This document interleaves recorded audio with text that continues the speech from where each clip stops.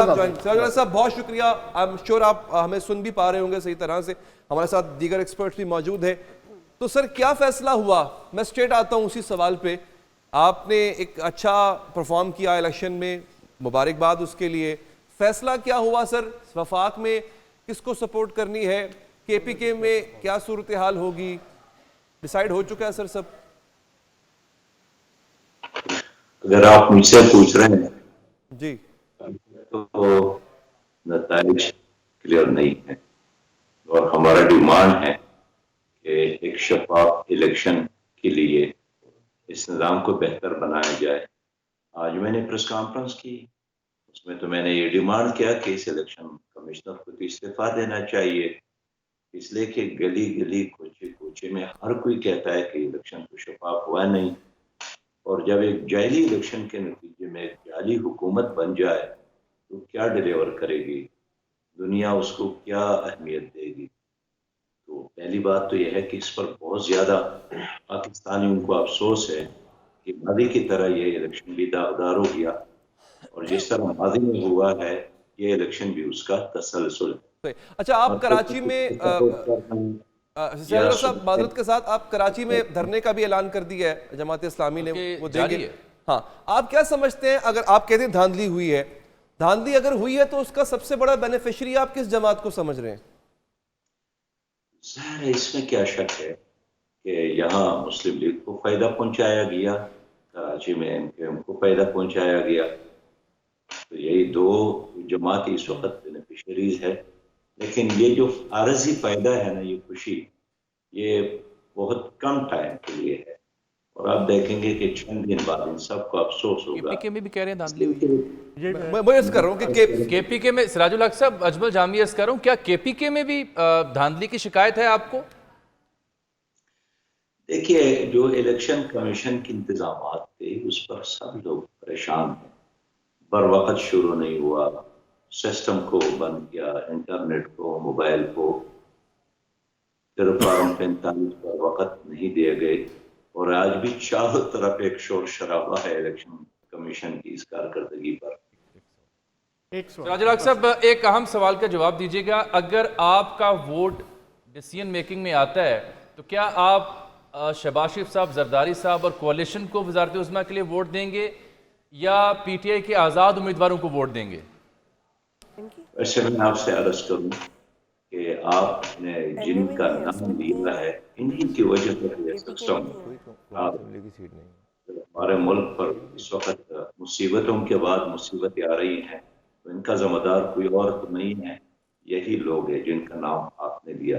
گویا آپ ان کی حمایت نہیں کریں گے, نہ صوبے میں نہ وفاق میں؟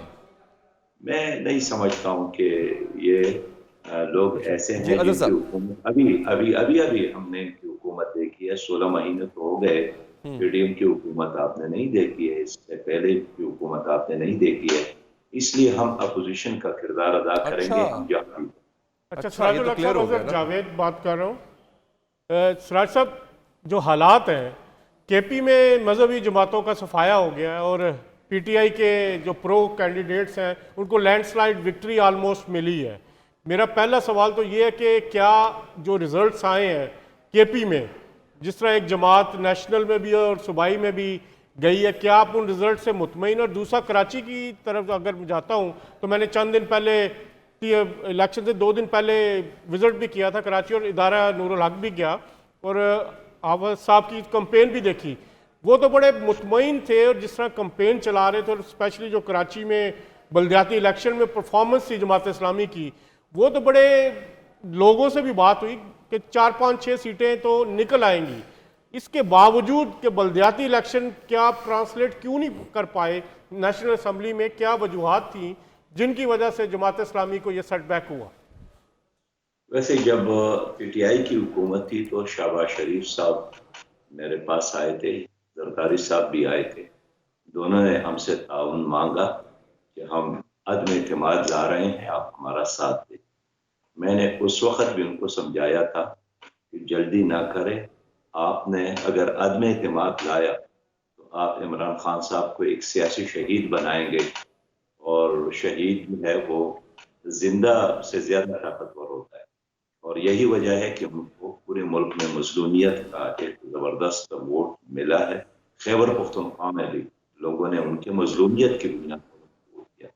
ان کو امیدواران ہر جگہ جاتے تھے، روتے تھے کہ خان صاحب کو نکالنا ہے تو ان کو ووٹ دے، ان کو سزا سے بچانا ہے تو ان کو ووٹ دے، اور ہمیں ووٹ نہ دے. ہر امیدوار یہی کہتے ہیں کہ ہم مستحق ہے جو آپ ہمارے بارے میں کہہ رہے ہیں، لیکن ہماری کارکردگی یا حکومت کی کارکردگی کو نہ جانچے بلکہ عمران کی مظلومیت کو دیکھے، اور اس کی بنیاد پر لوگوں نے ان کو ووٹ دیا.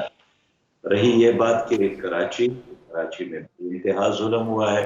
مقابلہ وہاں ہمارا اور پی ٹی آئی کا تھا. کہیں وہ آگے تھے، کہیں ہم آگے تھے.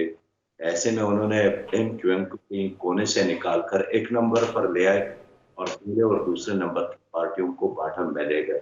تو ہم اسی پہ حیران بھی ہے، پریشان بھی ہے کہ اگر آپ نے لوگوں کے مینڈیٹ کے مطابق نتیجہ نکالنا نہیں ہے، یہ تو پھر ایکسرسائز فار نتھنگ ہے. پھر آپ نے 47 ارب سے زیادہ جو قوم کا پیسہ خرچ کیا ہے، تو اس کے بغیر آپ فیصلے کرتے کہ یہ آپ کے ہو گئے، یہ ان کے ہو گئے، قوم مطمئن ہو جاتی کہ چلے بچ گئے.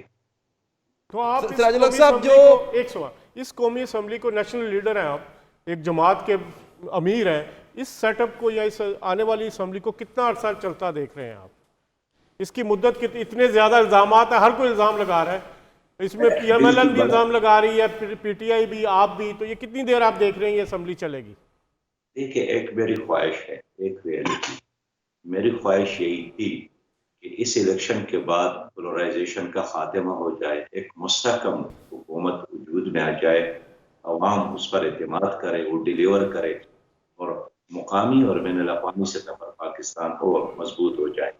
لیکن مجھے افسوس ہے کہ الیکشن کی اس ایکسرسائز کے بعد پولرائزیشن میں مزید اضافہ ہوگا، اور یہ حکومت جتنے مہینے چلے یا 1.5 سال بھی چلے، جس طرح کی روایت ہے، یہ ڈیلیور نہیں کرے گا. یہ تو ایک معجونی مرکب بنے گا. جس طرح پی ڈی ایم کی حکومت کی ایک گاڑی کے 13 ڈرائیور تھے، تو شاید ان کی جو ڈرائیورز ہے وہ 13 سے بھی زیادہ ہوں گے. اور آپ دیکھیں گے کہ کوئی اس کو مشرق کی طرف، کوئی مغرب کی طرف، کوئی جنوب کی طرف، کوئی شمال کی طرف اس گاڑی کو کھینچے گے، اور نتیجہ یہی ہوگا کہ ایک ہی جگہ پہ کھڑی رہے گی، آگے نہیں بڑھے گی. ٹھیک. سراج الحق صاحب، امیر جماعت اسلامی، آپ کا بہت بہت شکریہ کہ آپ نے ہماری اس ٹرانسمیشن کے لیے وقت نکالا. ایک چیز انہوں نے کلیئر کر دی ہے، طے ہو گئی ہے کہ وہ اپوزیشن میں بیٹھنے جا رہے ہیں.